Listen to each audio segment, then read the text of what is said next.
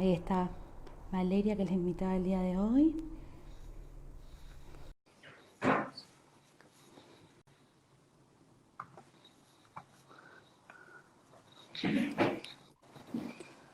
Uy, Ahí está al estamos. revés la cámara.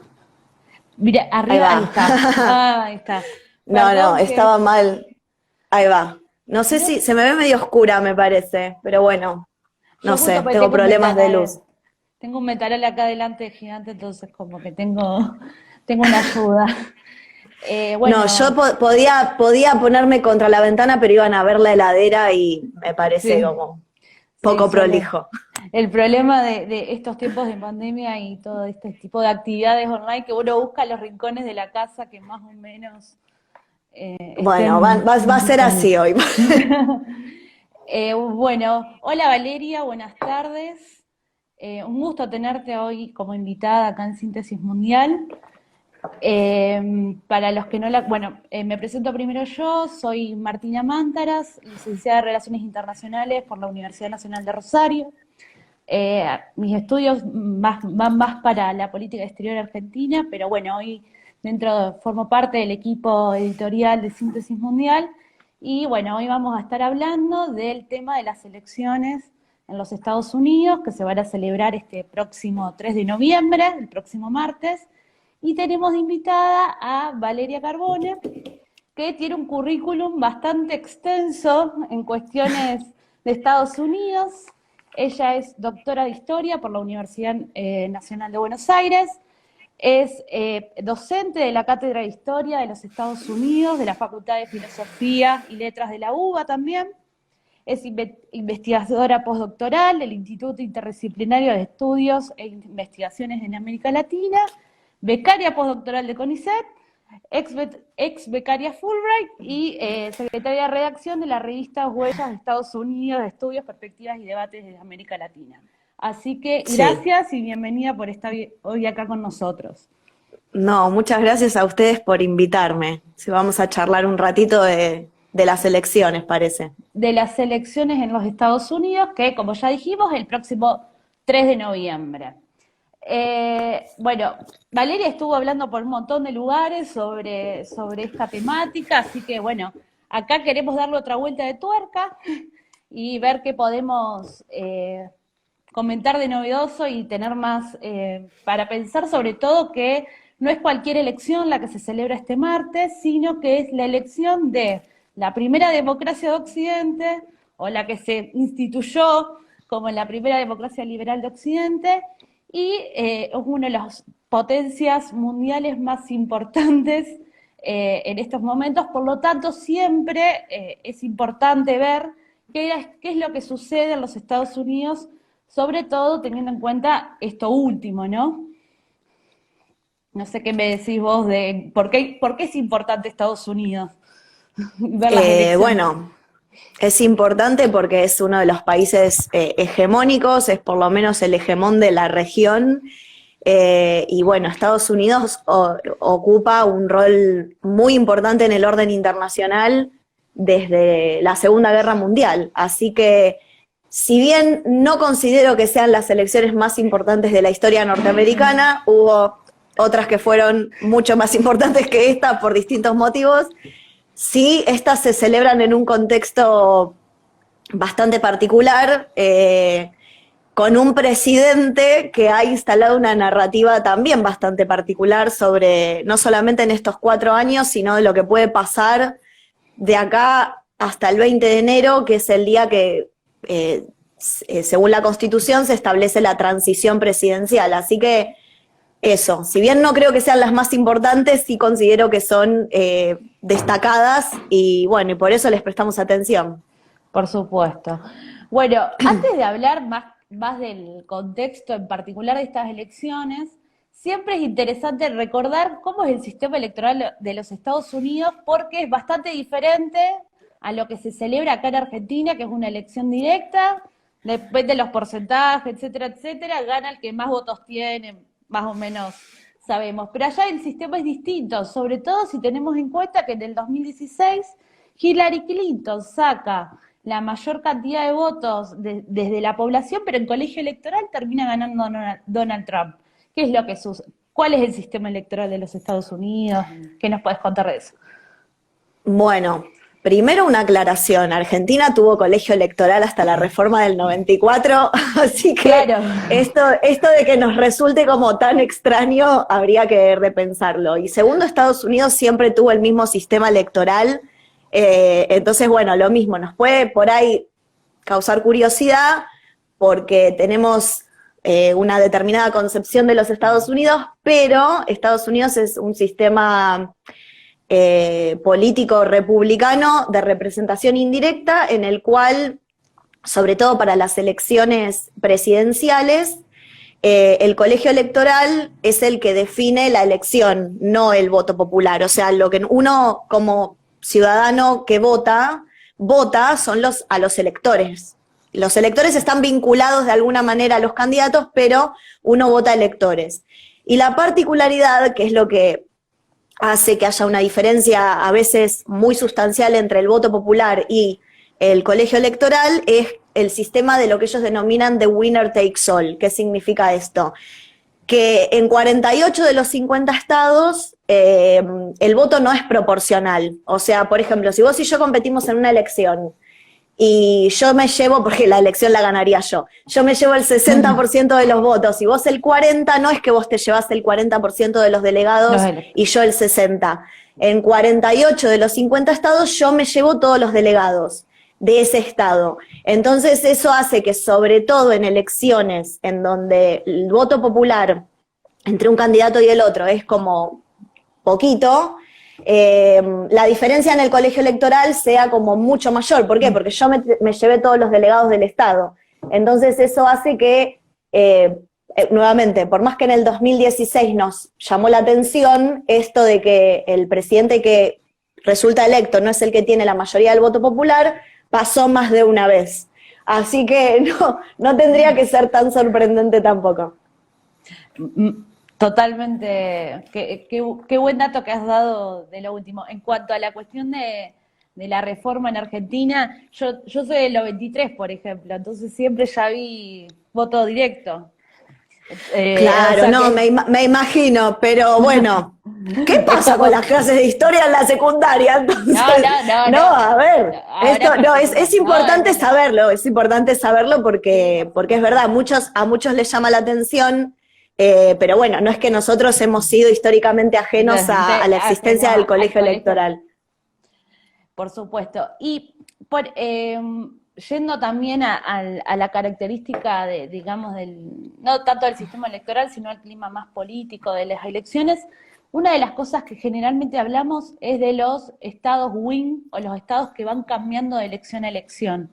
¿Qué es lo que nos podés decir de lo que está ocurriendo hoy en día, que se está viendo un empate más o menos entre esos estados que generalmente tienden a cambiar, está siendo las arenas donde se está disputando la elección, ¿no? Sí, bueno, primero aclarar que en Estados Unidos las elecciones suelen ser muy estratégicas por esta situación de que el ganador se lleva todo y los delegados, ¿no? Entonces, si bien se supone que hay estados que son swing, ¿qué quiere decir eso? Que son estados que por ahí en una elección votan a un partido y en otra elección, perdón, no todo el estado, sino que por ahí en una elección gana un partido el voto mayoritario y en otra otro. Todos los estados atravesaron por esto, digamos. En la elección del 2016 había muchos menos estados que se consideraban swing. Hay algunos estados que son considerados swing y que yo miro la lista y digo, este estado va a votar como votó la elección pasada, no es swing, pero bueno, los analistas ven otra cosa. Y son estados que, bueno, tienen esta característica de ser imprevisibles o impredecibles para los candidatos, y que en esta tendencia que parece que tenemos todos de querer adivinar la elección antes de que suceda, al no saberse cómo van a votar, la gente se concentra mucho en qué puede pasar en esos estados. ¿Y por qué son swing? Porque, bueno, muchas veces por diferentes circunstancias, la cantidad de gente que se presenta a votar influye mucho. Entonces, bueno, eso hace que sea impredecible, porque en Estados Unidos el voto no es obligatorio, y para votar hay que empadronarse o sea, como que hay una serie de pasos previos necesarios para votar, y eso hace que si la cantidad de votantes se aumenta o disminuye sustancialmente, eso pueda influir en el conteo final de los votos del Estado. Así que bueno, eso es más o menos la idea. ¿Y cuáles son los estados hoy que estamos viendo, digamos, como aquellos que, donde se pueda, digamos, no se sabe cómo se va a votar? ¿Cuáles son los que están mirando hoy en día? Sé que Florida, por Mirá, ejemplo, un siempre es montón. uno. Un montón. Desde Florida es uno, no sé por qué, pero bueno, no importa, lo ponen ahí en la lista. Texas es otro, que es, digamos, se sumó a la lista por ciertas tendencias que se vienen viendo desde 2018 y por la cantidad de votantes que se presentó ahora en lo que es el early voting, que son las votaciones anticipadas.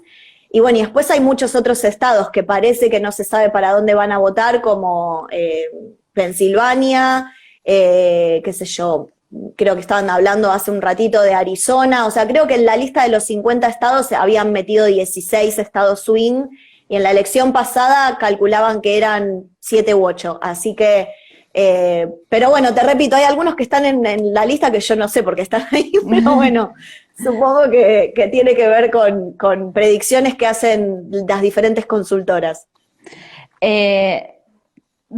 Totalmente claro esta cuestión. Y si vamos más hacia lo particular, vos hablaste, ¿no?, de la cantidad de votantes que se habían registrado para votar, valga la redundancia, y un índice más alto de participación en estas elecciones anticipadas.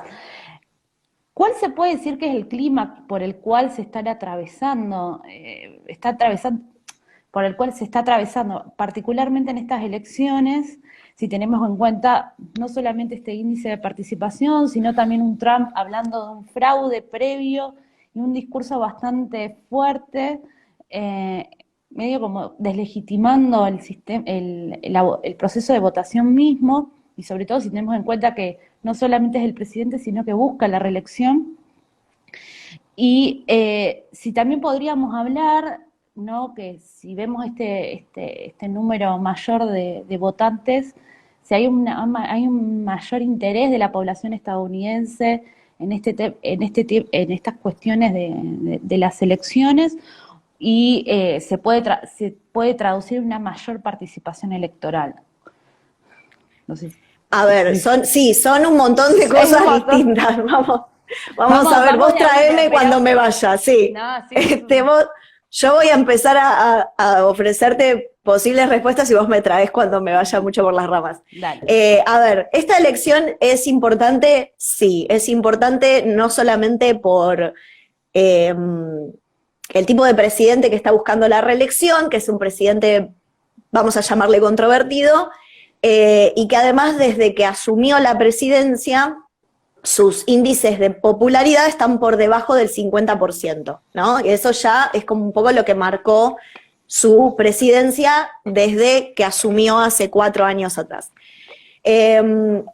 Además, por más que él diga que no, lo cierto es que Estados Unidos empezó a sufrir una desaceleración económica a 2 años de su presidencia, por diferentes factores, entre ellos la crisis comercial, la guerra comercial con China, que afectó a sectores que son bastante importantes en el electorado, como ser el sector agrario, y que un poco en disonancia con lo que suele proponer el Partido Republicano, se le ofreció al agro un subsidio multibillonario para afrontar esta situación, que es el sector más afectado por la crisis comercial con China, pero la verdad es que no hay visos de solución de esa guerra comercial. Entonces creo que eso, por un lado, afecta bastante, y después, bueno, este particular año de pandemia, en el cual hubo muchas diferencias entre Trump y los gobernadores de casi todos los estados, te diría, con una administración que la verdad es que no estaba preparada para afrontar esto y que tampoco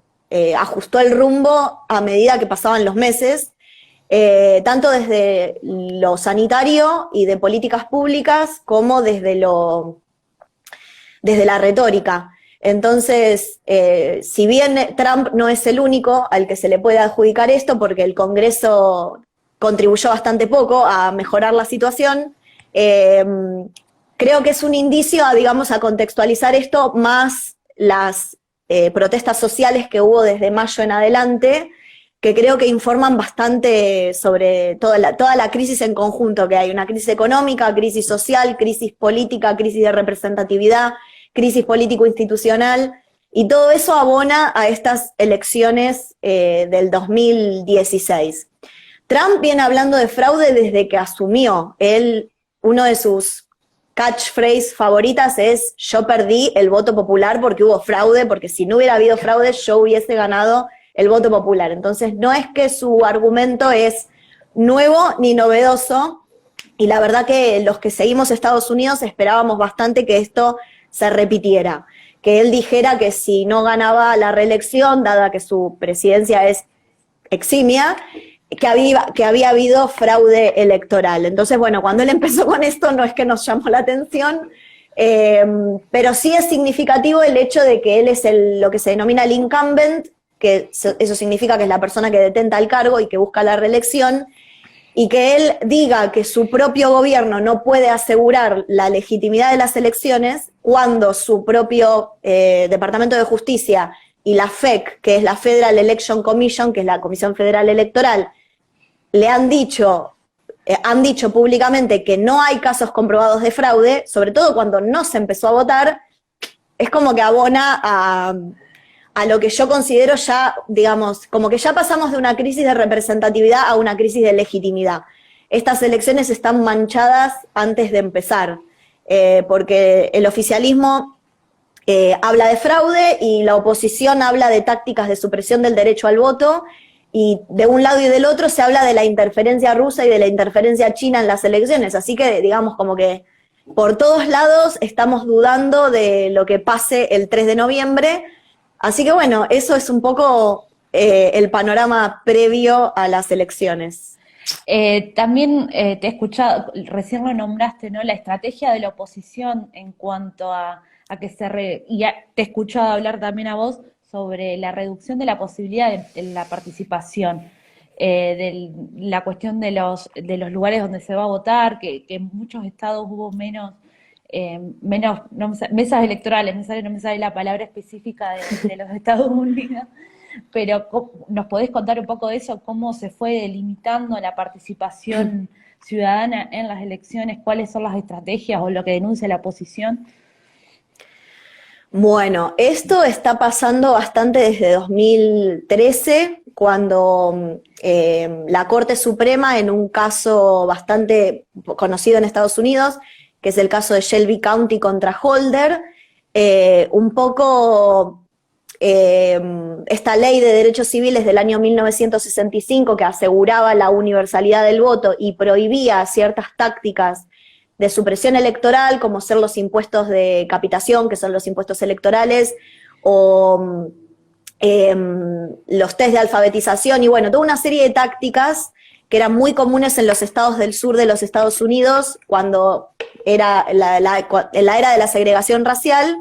Bueno, esta ley de derechos civiles del 65 un poco aseguraba que estas tácticas que impedían a la población afroestadounidense ejercer su derecho al voto fuesen suprimidas, y le asignaba al gobierno federal un rol importante para asegurar que esto no sucediera. Bueno, en 2013 la Corte Suprema salió a decir que la supervisión del gobierno federal ya no era importante porque el contexto histórico había cambiado. Entonces esto abrió la puerta a que una previsión muy importante de la ley de derecho al voto fuese declarada inconstitucional, y los estados procedieron a aprobar una serie de proyectos de ley que dificultan el ejercicio del derecho al voto muchísimo.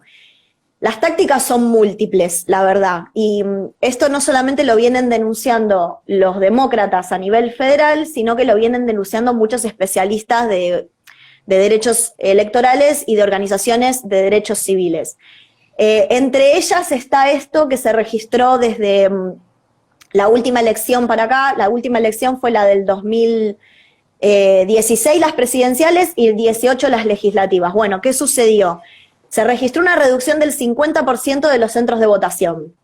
en Estados Unidos. Eso es un montón. Entonces, por ejemplo, hay estados que pasaron de tener 3.200 centros de votación a tener 200 en todo el estado. Esto, como te podrás imaginar, es un obstáculo a la votación, porque si vos vas a votar y el centro de votación que tenías acá nomás, ahora lo tenés a 25 kilómetros, o tenés que ir a votar y tenés que hacer una cola de 7, 8 horas, y esto no es una exageración, hay estados que registraron demoras de entre 5 y 7 horas en la fila, me parece que es indicativo de lo que está pasando. Por eso también mucha gente, como sabe de estas tácticas, está votando en forma anticipada. Entonces, por ahí si no pueden votar un día, tienen la posibilidad de ir otro, y mucha gente no está esperando hasta al 3 de noviembre, porque bueno, por ahí ese día cierran las mesas de votación y no pueden votar, o tienen miedo de que sus votos por correo no sean contabilizados, entonces, porque hay un tema de cuándo el voto es emitido y hasta cuándo cada estado va a recibir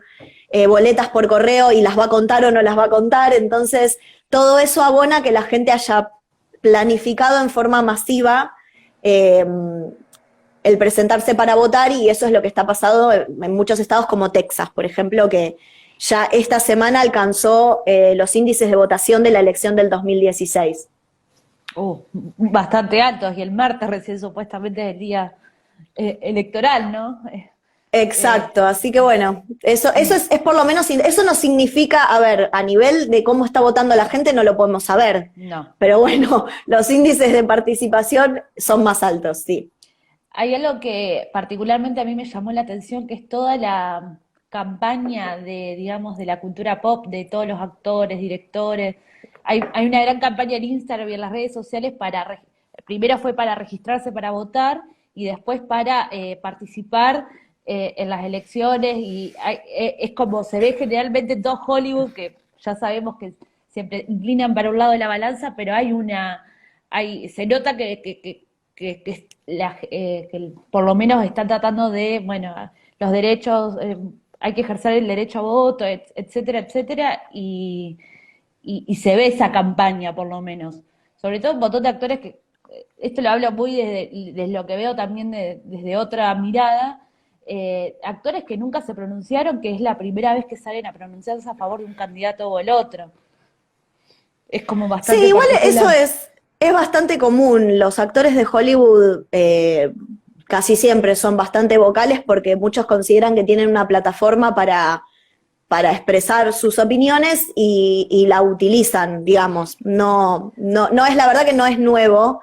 En el 2016, la verdad que, como vos decís, parecía que Hollywood estaba casi todo votando por la misma candidata, y bueno, y eso a veces influye a favor y a veces influye en contra, porque también la realidad es que, como suele pasar, los actores y las personas de Hollywood viven en un mundo en donde el estatus socioeconómico es otro. Entonces, claro, creo que eso en Estados Unidos influye mucho, que lo mismo que pasó durante la pandemia, que gente desde su gran mansión en las colinas de Hollywood, en un predio de 70 hectáreas, te diga hay que quedarse adentro, es como, Adentro. bueno, Claro, pará un cacho.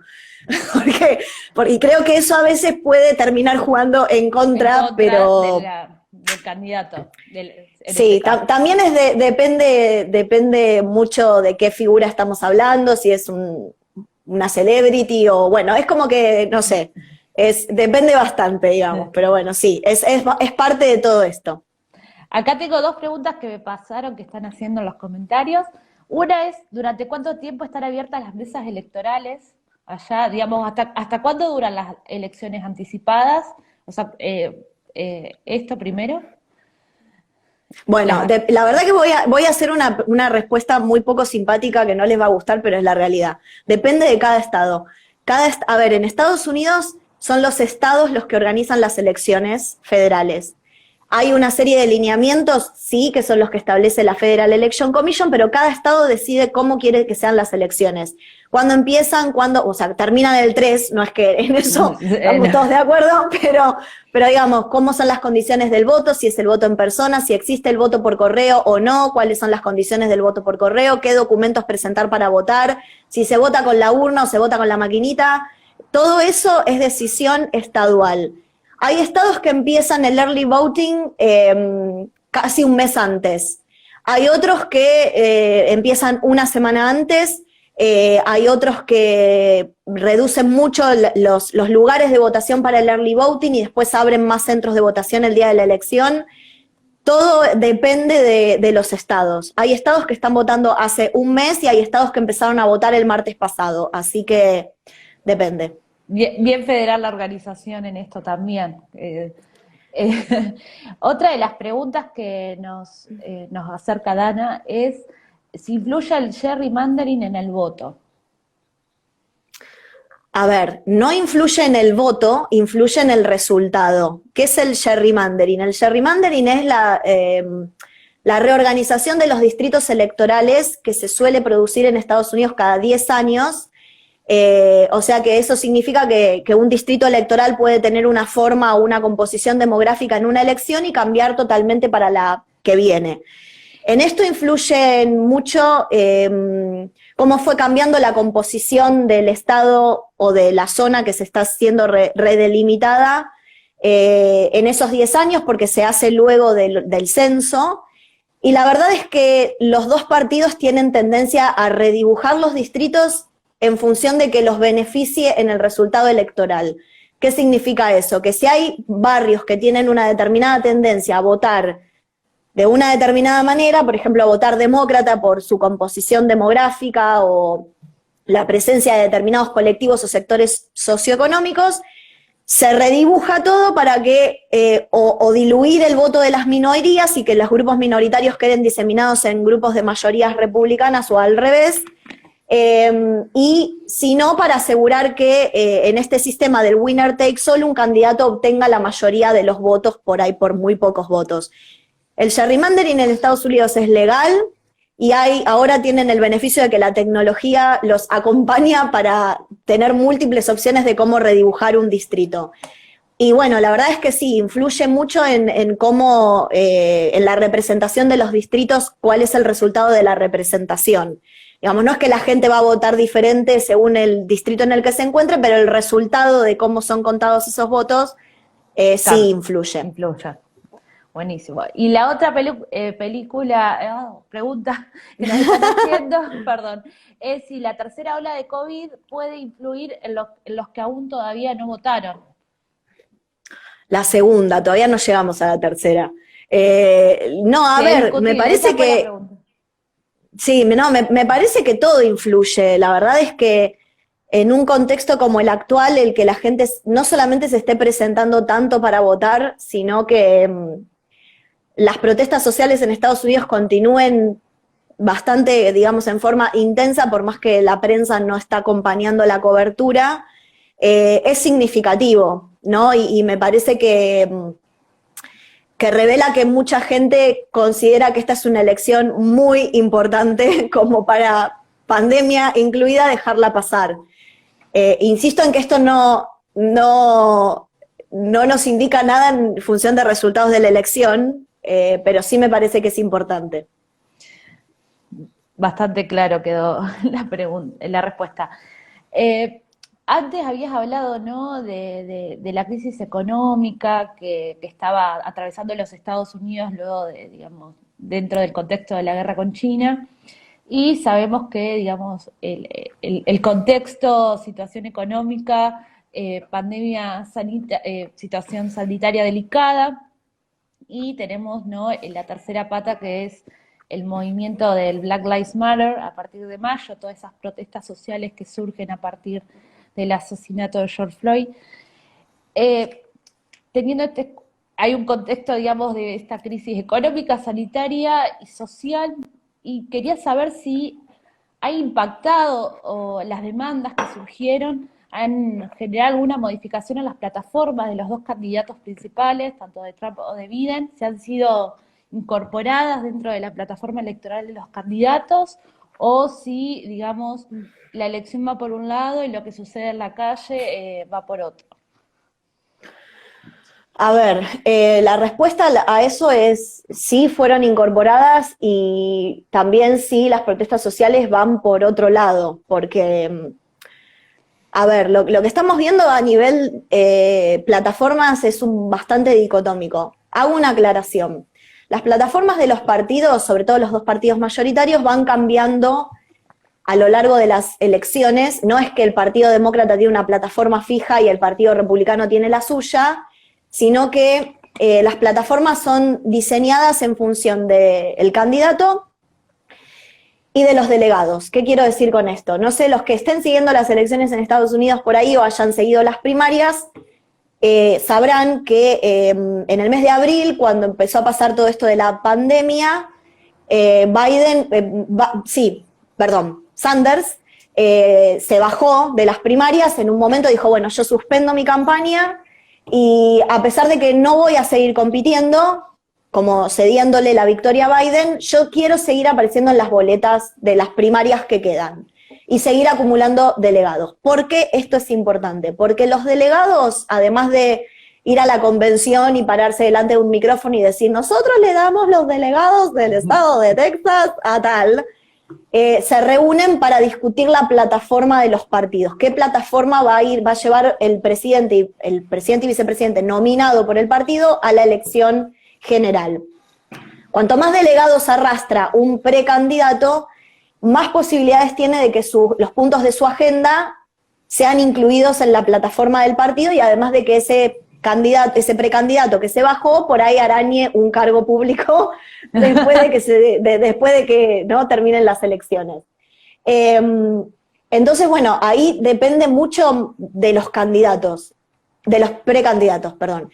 Por supuesto que hay temas de agenda que se meten, o sea, no discutir sobre el Black Lives Matter en los dos partidos era ineludible, o de la cuestión económica, o digamos...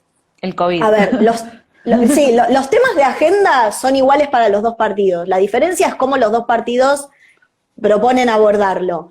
Y en ese sentido lo que yo estoy notando es que si bien, bueno, Trump no tiene ningún problema en decir que su filosofía o su política es la de la ley y el orden, y para él hay una correlación entre protesta social y criminalidad, digamos. Hay el mensaje de criminalización de la protesta social que viene del Poder Ejecutivo es bastante claro, y si bien hace poco se publicó un estudio, y acá el rol de los medios de comunicación es muy importante, hay un estudio que se publicó hace poco que dice que reveló que de las protestas que se vienen celebrando desde mayo, el 93% fueron pacíficas. ¡Uy!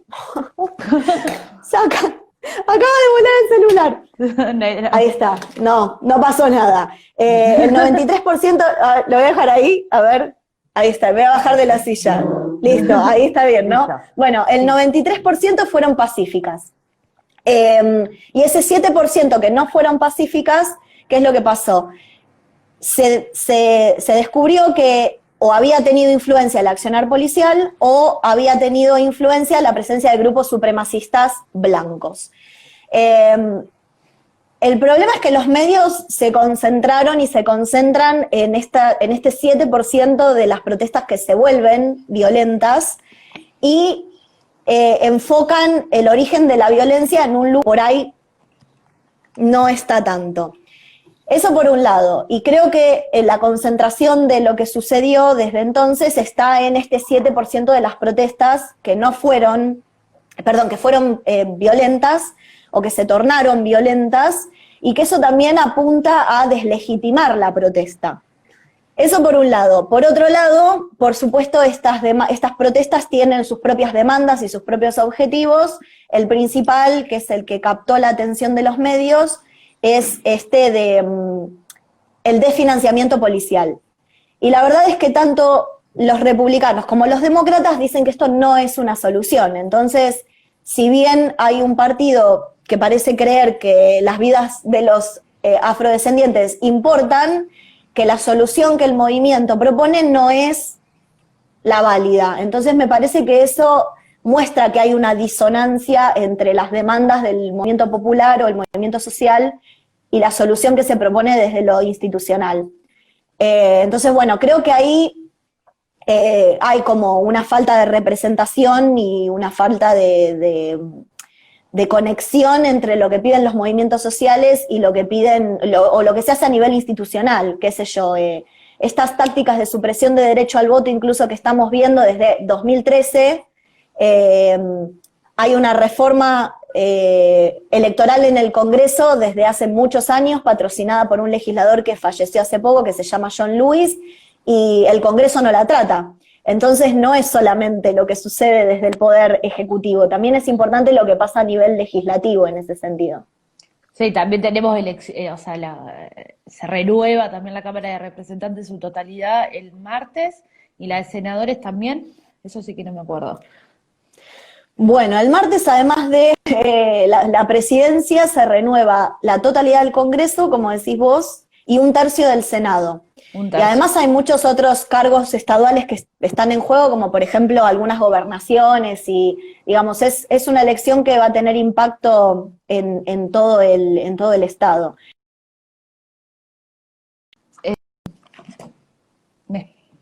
La mayoría en la Cámara que dominan, así que no es una cuestión menor. Sí, me acuerdo, Obama pudo gobernar con un Congreso a favor solamente los 2 primeros años, ¿no? Y después tuvo ese problema de tener el Congreso en contra. Y a Trump le pasó lo mismo, ¿no?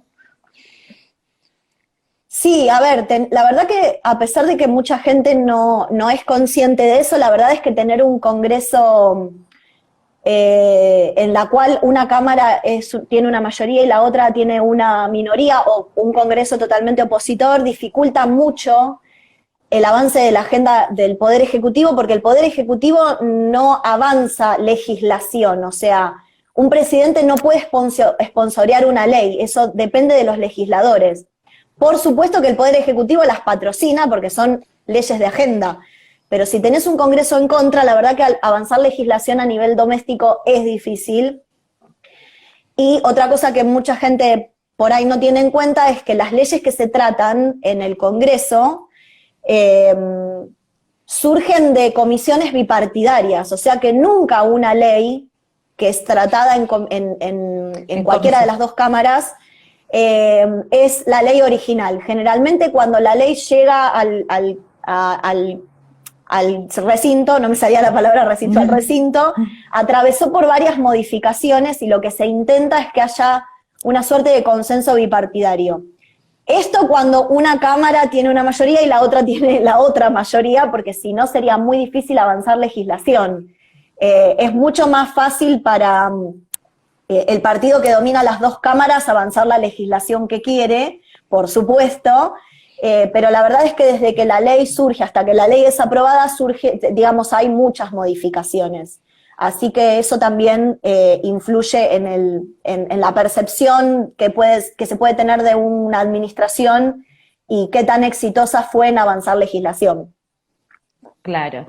Y ya que estábamos hablando de los dos poderes, nos falta el tercero, y uno de los temas de agenda en estas elecciones también, ¿no?, fue el nombramiento de Amy Coney Barrett como dentro de la Corte Suprema, que digamos inclina la balanza también, y se habla de una Corte conservadora. ¿Qué nos podés decir de esto en relación al patrocinio de Trump, ¿no? Y cómo puede afectar el devenir del institucionalismo allá en Estados Unidos? Mira, se me cortó la última parte de la pregunta, si me la podés repetir, te agradezco. Bueno, que uno de los temas de agenda también que apareció durante todo este proceso fue el nombramiento de esta jueza conservadora apoyada por Trump, que, digamos, rompió ciertas tradiciones que tenían los dos partidos en relación al nombramiento de juez en un año electoral, y a Obama no se lo habían permitido los republicanos, y ahora el Senado sí aprobó la designación, y se habla, ¿no?, de una Corte Suprema conservadora, y cómo puede afectar, ¿no?, esto en el régimen institucional de los Estados Unidos, ya que hablamos de los otros dos poderes. Bueno, a ver, varias cosas hay para decir ahí. Trump tuvo la capacidad de nombrar más de un juez en la Corte Suprema. lo que es súper importante porque la Corte Suprema en los Estados Unidos tiene el rol de determinar la constitucionalidad o la inconstitucionalidad de determinadas leyes o normas o lo que sea, y que eso tiene un impacto a nivel federal. Entonces, eso es importante. Porque además, estas determinaciones de la Corte Suprema de declarar la constitucionalidad o inconstitucionalidad de determinadas leyes impacta en las leyes que se sancionan después a nivel estadual, porque sienta un precedente, digamos, es un poco la función de la Corte Suprema. Nosotros estamos viendo esta Corte conservadora desde hace muchísimo tiempo, porque desde hace mucho tiempo los conservadores tienen, o el bloque conservador es el que tiene la mayoría, y la verdad es que yo creo que en esto el Partido Republicano está actuando en forma muchísimo más estratégica que el Partido Demócrata desde hace mucho tiempo. Una de las cosas que hay que tener en cuenta es que esta situación que se dio en la Corte Suprema fue muy desafortunada para el bloque liberal, pero cuando a la jueza que falleció, Ruth Ginsburg, cuando ella le diagnosticaron cáncer, que Obama todavía era presidente, se le sugirió de alguna manera que renunciara para que Obama tuviese la posibilidad de nombrar a otra jueza y básicamente evitar el escenario que tuvimos ahora. Entonces, a mí me parece que, si bien lo que dijo Trump pudo sonar muy poco simpático, es política y él tiene la prerrogativa de nominar a un juez para la Corte en estas circunstancias excepcionales, y él se está moviendo dentro del marco de la legalidad. O sea, las audiencias se desarrollaron con normalidad, el Senado es el que la tenía que aprobar y se hizo en un periodo de tiempo, digamos, no extraño. Ya George Bush había logrado nombrar a 2 jueces de la Corte en menos de 20 días, así que bueno. Y sí, es verdad que el Partido Republicano, en algún momento, algunos miembros del Partido Republicano dijeron que en año electoral no se nombraban jueces, pero también después salieron a decir que eso era otra circunstancia y que ahora esta es otra y que como ellos tienen la mayoría lo van a hacer. Y bueno, y la verdad es que si te pones a pensar, eso es moverse políticamente y que sí, hay cosas en las cuales las cuestiones morales no cuentan demasiado. Así que me parece que, digamos, es poco simpático lo que voy a decir, pero me parece que el Partido Republicano está planificando un escenario que es el actual desde hace mucho tiempo y el Partido Demócrata todavía no se acostumbró a lo que pasó en 2016. Entonces, creo que ahí tenemos un poco el resultado. Creo que también lo que estamos, venías diciendo, ¿no? El fortalecimiento del Partido Republicano, ¿no? Con la victoria de Trump, si pensamos en las elecciones primarias del partido, era Trump el candidato, y mientras que tuvimos unas elecciones primarias del Partido Demócrata, que había muchísimos candidatos. Me acuerdo que las primeras celebraciones de las primeras elecciones primarias estábamos todos viendo cuál era el candidato que mejor se posicionaba, y luego se fueron bajando una a una hasta que quedó Bernie Sanders contra Joe Biden y se termina bajando Sanders. Digamos que hay una crisis y a la vez tenemos que pensar, ¿no?, que los principales candidatos todos arriba de los 70 años, o sea que el Partido Demócrata está pasando por una crisis interna que es bastante llamativa. No sé si coincidís con esto o no. A ver, un poco sí, un poco más o menos, porque me parecen varias cosas. Primero que generalmente el partido que abandona el poder ejecutivo, cualquiera sea, usualmente, y sobre todo también depende qué elección sea. Cuando hay una elección en la cual ni el vicepresidente no es candidato, que a veces suele pasar mucho, que se presenta como candidato,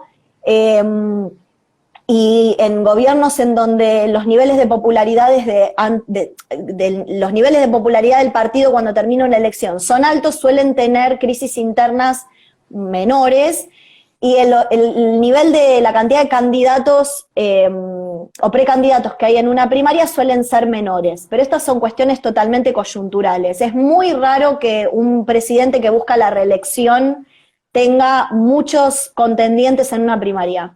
Eso generalmente no pasa. Siempre puede tener rivales, pero si va por la reelección es muy raro que el partido no lo apoye. Lo que no significa que no pase, digamos, pero digo, como que es muy, muy extraño. En el 2016, la cantidad de precandidatos demócratas era menor que la del Partido Republicano y ahora se dio a la inversa. Así que creo que eso tiene más que ver con cuestiones coyunturales y de si el presidente busca la reelección o es una renovación completa. Con respecto al tema de la edad de los candidatos y el género, a mí me parece que también es relativo y el 2016 lo demostró. En el 2008 Obama era el candidato más joven y ganó, el precandidato más joven y ganó la nominación y después ganó la elección. En esta elección el precandidato más joven del Partido Demócrata era también el más conservador, o casi estaba entre el bloque conservador, y uno de los de mayor edad era el más progresista. Así que me parece que cuando la gente vota tiene en consideración un montón de cosas, no solamente el género, la raza o la edad, sino que también tiene en cuenta los antecedentes de ese político, sus propuestas de campaña. O sea, me parece que hay una serie de cosas que influyen en eso, y también me parece que en esta elección particular hay un factor que por ahí nosotros no discutimos tanto en las elecciones, pero que, bueno, creo que en la última sí, pero que en Estados Unidos tiene mucha importancia, que es lo que ellos denominan electability, que es la capacidad de ser electo que tiene un candidato. Y eso es muy subjetivo y depende de cada partido, de lo que considera cada partido. El Partido Republicano en el 2016 no consideraba que Trump tenía esta característica. Sin embargo, ganó las primarias y el partido cerró filas, que no es lo que pasó con el Partido Demócrata.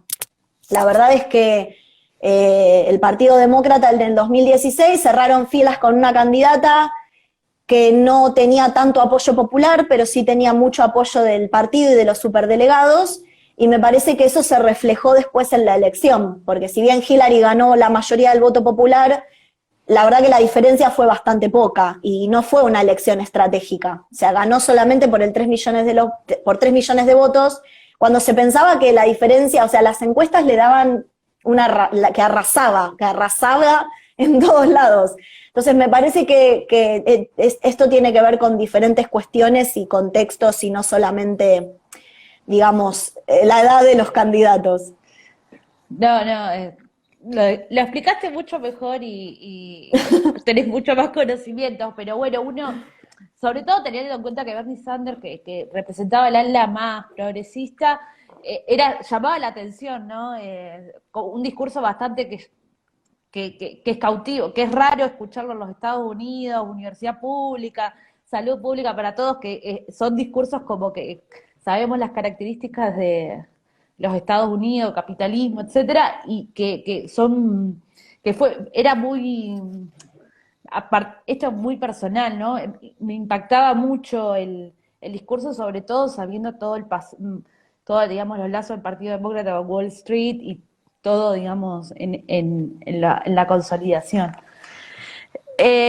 Pasamos a otra cosa, si vamos ya un poco cerrando. No, 45 minutos, me acaban de avisar. Y ¡Apa! quería. Sí, ¿viste? Como, wow. Hablábamos, ¿no?, de la crisis que estamos viendo internamente de los Estados Unidos y vamos hacia agenda externa, ¿no? Sí, vimos que Trump llegó a la presidencia y cambió sustancialmente. Para mí esto es personal, ¿no? Sustancialmente el comportamiento de los Estados Unidos en la agenda externa, en especial, ¿no? Había un apogeo al multilateralismo, al abandono de, no sé, de un montón de regímenes internacionales. ¿Qué es lo que se puede esperar del comportamiento externo en el caso del escenario de que gane cualquiera de estos dos candidatos? Y en especial, ¿qué podemos esperar de lo que va a suceder con la relación con China si tenemos anteriormente? Ay, ¿sabés que se me cortó la última parte de la pregunta? Sí, ¿me repetís la última parte? No, y la cuestión, a mí también se me cortó, por eso me quedé callada. La cuestión de la relación con China, teniendo en cuenta estos aumentos de conflictividad, tal como venías hablando desde 2018, en el caso de que gane cualquiera de los dos, ¿no? Tanto Trump como Biden, que es lo que nos podés decir en cuanto a agenda externa y comportamiento externo de los Estados Unidos. Bueno, a ver, los puntos más importantes de la agenda no van a cambiar, gane quien gane. La verdad es que hay temas que son prioritarios independientemente de quién esté gobernando, que son la relación con China, la relación con Rusia, la relación con Europa, el rol de los Estados Unidos en el mundo, el tema de Irán, el control de armas, el cambio climático, o sea, son todas cosas que gane quien gane no cambian en la prioridad de la agenda de política exterior. Creo que hay aspectos de esos temas centrales que puede llegar a cambiar el approach según el candidato que gane. O sea, hay cuestiones que según sean demócratas o republicanos, le van a dar más hincapié a lo militar o a la fuerza y otras cuestiones que van a recuperar otro espacio en la diplomacia. Yo creo, a ver, primero me parece que el hecho de que prácticamente no se habló de política exterior en las primarias y en los debates por las generales, me parece que te indica mucho de por dónde pasan las prioridades del gobierno norteamericano, que está en lo doméstico, no en lo exterior. Eso por un lado. Por otro lado, lo que más se habló de política exterior es el tema de la cuestión migratoria. Entonces, y no hay una propuesta de reforma migratoria sustancial en el Congreso en este momento. Entonces, ¿por qué? Porque está siendo tratado como una cuestión de política exterior. Yo creo que si gana Biden van a tratar un poco de retornar en algunos aspectos a los ejes de la administración Obama. Y si gana Trump, vamos a ver una profundización de lo que vimos en estos 4 años. O sea que yo muchas sorpresas no le veo. No creo que de repente surja un tema de política exterior de la nada. Así que sí, esa es la respuesta. No veo grandes sorpresas, me parece que es todo bastante predecible. Y eso, creo que Estados Unidos está luchando por encontrarse en un mundo en el cual Estados Unidos era una potencia, era un mundo unipolar y de repente no lo es más. Entonces creo que hay 2 propuestas sobre cuál es el rol de Estados Unidos en este mundo multipolar. Una es la de Trump y otra era la de la administración Obama, que era más apoyarse en sus aliados europeos, y Trump eligió enemistarse con sus aliados europeos y con sus vecinos, así que bueno, me parece que no, la verdad no veo grandes sorpresas en ese sentido. Bastante claro nos dejaste. Una pregunta que ahí nos aportó Dana, que tiene que ver con la cuestión migratoria y hablando de lo que veníamos diciendo antes sobre el peso que tiene el voto latino, asiático y de otros colectivos o de otras minorías en relación a las políticas migratorias. Sí, ¿la opinión pública puede influir sobre esto? Sobre la Mirá, modificación. a ver, hay una diferencia entre voto minoritario y voto inmigratorio. Son 2 cosas totalmente diferentes. Las personas que votan tienen que ser ciudadanos. No alcanza con tener una green card o tener un permiso de residencia. Vota el que tiene la categoría de ciudadano.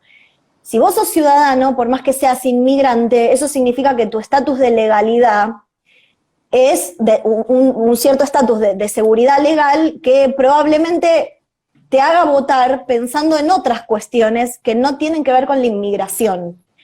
Esto no quiere decir que no pese, ¿por qué? Porque el tema de la inmigración afecta no solamente para el inmigrante, sino también para los que están a favor de políticas inmigratorias determinadas o están en contra de la inmigración. ¿Qué quiero decir con esto? A ver, ¿es importante? Sí, pero influye de diferente manera según quién sea el votante.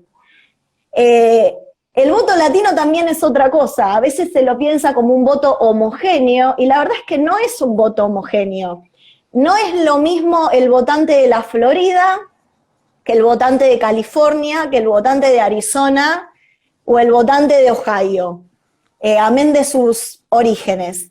También a veces tenemos esta cuestión que es muy producto del discurso de Trump, que tiene que ver con que nosotros relacionamos inmigración con inmigración de indocumentados que vienen de América Latina. Eso no es así tampoco. Estados Unidos tiene múltiples inmigraciones, y de hecho esto es un dato del mismo gobierno norteamericano que revela que la mayor cantidad de inmigrantes indocumentados que están en el país no son personas que vienen de la frontera sur, sino que son personas que ingresaron por aeropuertos y que se quedaron en Estados Unidos después de que vencieron sus visas de turista. Y en esos conjuntos, los principales son canadienses y británicos. Entonces, acá me parece que se combinan un montón de cuestiones muy complejas que tienen que ver con la identidad, con el racismo, con la raza, con el estatus socioeconómico, bueno, y una serie de cosas, y me parece que tenemos que como compartimentalizarlas bien para entender la problemática de la inmigración, pero vuelvo a la aclaración anterior, que es que el migrante que vota es el que tiene estatus de ciudadano, no es el que tiene la residencia, y por supuesto no es el inmigrante que está indocumentado, así que cómo puede influenciar depende de la orientación política del que vota. Sumamente clara la pregunta. Eh, Hablando de inmigración, latino, la imagen que tenemos del inmigrante indocumentado en los Estados Unidos, y en relación a la pregunta anterior en cuanto a la agenda externa. Ya dejaste muy claro que la cuestión de la plataforma electoral y las elecciones de este año pasan más bien por los domésticos, que hay como una cierta... Cambian las formas, pero no el fondo de la agenda externa de los Estados Unidos. ¿Qué es lo que nos podés decir? ¿Dónde estamos posicionados América Latina para los Estados Unidos en estos momentos, ¿no? Teniendo en cuenta no solamente, bueno, toda la cuestión del BID, que fue una de las cosas que más se nombró, sino que tenemos un Bolsonaro en Brasil, que hay una sintonía bastante clara con Trump. Después tenemos AMLO en México, acá Alberto Fernández, en Chile. ¿Qué es lo que podemos pensar en relación al establecimiento o a la perspectiva? ¿Qué lugar ocupa América Latina para Estados Unidos hoy? ¿Qué es lo que nos podés decir de esto? A ver, Estados Unidos no es una prioridad en la agenda de política exterior estadounidense desde hace bastantes años. Lo que yo invito a pensar a todos, que es una cosa que también me la pregunto yo, sobre todo porque esta pregunta fue como una pregunta clásica en estos meses, es ¿qué implica ser una prioridad en la agenda de política exterior estadounidense? ¿Qué implica eso? ¿Cómo nos puede beneficiar y cómo nos puede perjudicar? ¿Y qué significa? ¿Qué es lo que nosotros buscamos cuando nos hacemos esa pregunta? No somos una prioridad en la agenda, a veces eso es bueno, a veces no tanto.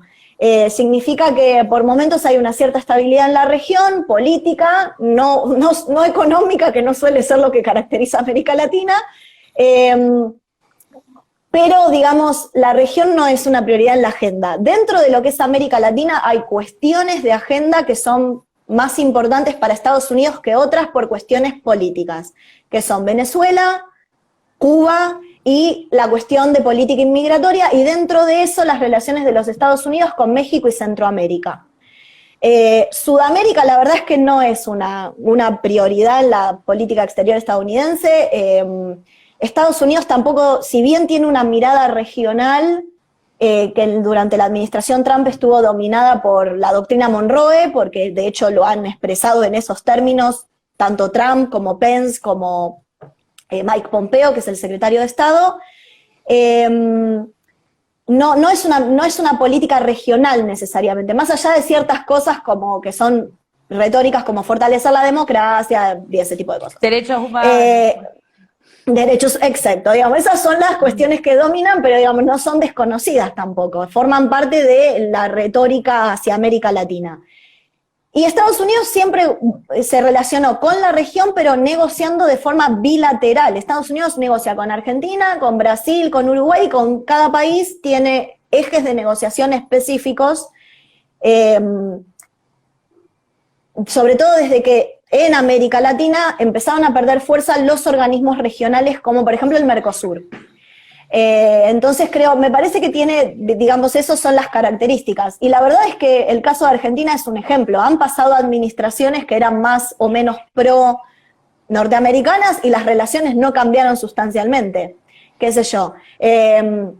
Incluso tuvimos un presidente que se la jugó por un candidato que después perdió y no necesariamente eso implicó una modificación en política exterior. Después ese presidente se fue, vino otro y, digamos, la situación de la Argentina es la situación de la Argentina. Así que, no sé, no, esa es la respuesta que tengo para darte, digamos.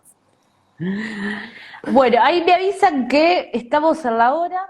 A mí acá no me aparece nada.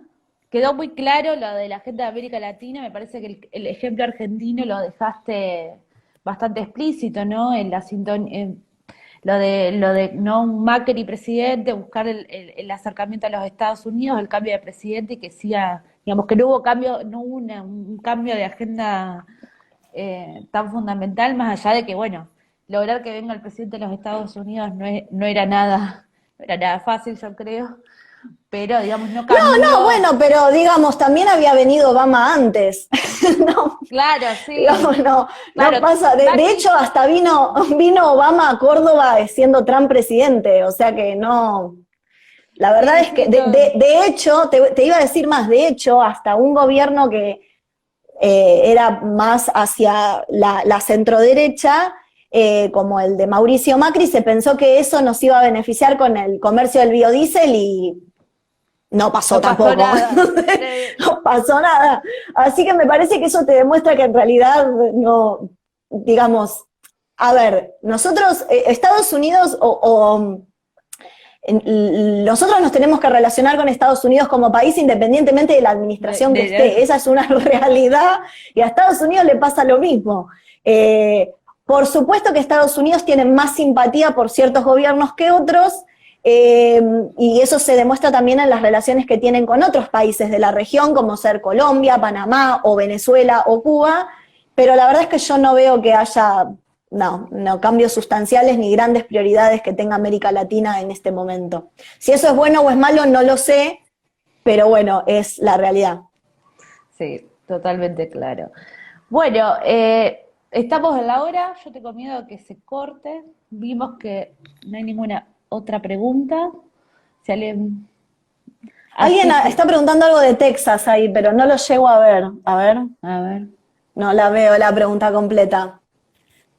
Dice, yo soy estadounidense, radicada en Argentina, Mendoza, quise votar, pero me dijeron que no podía porque... Y ahí no veo más. Porque Texas, el estado donde nací, no permite votar si no tenés la dirección de residencia allá.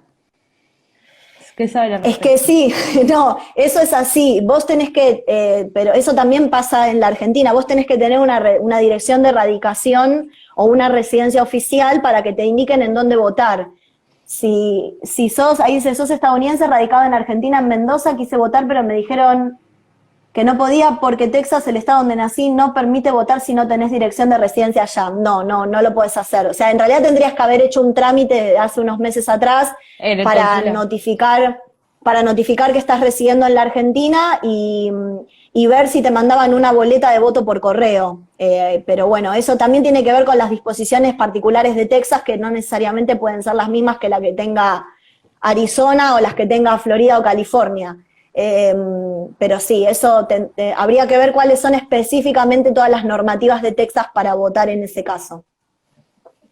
Claro, claramente respondida esa pregunta. Así que, bueno, Valeria, te vuelvo a agradecer por tu tiempo, por aclararnos, por todo este panorama tan es bastante interesante, todo lo que está sucediendo en los Estados Unidos. Así que gracias y esperamos contar con vos alguna otra vez, sobre todo para el análisis post. Ay, sí, va a ser, vamos a ver qué pasa con el postelectoral, vamos a ver. Así que, bueno, y los invitamos a que nos sigan a Síntesis Mundial, si alguien no nos sigue, hacemos este tipo de entrevistas coyunturales. Estuvimos y vamos a seguir a lo largo de lo que queda del año, porque una pandemia nos llevó un año encima. Así que, Valeria, nuevamente muchas gracias y bueno, seguimos en contacto. Gracias a todos por la invitación y por conectarse. Nos estamos viendo. Nos estamos viendo. Chao, hasta luego. Chao.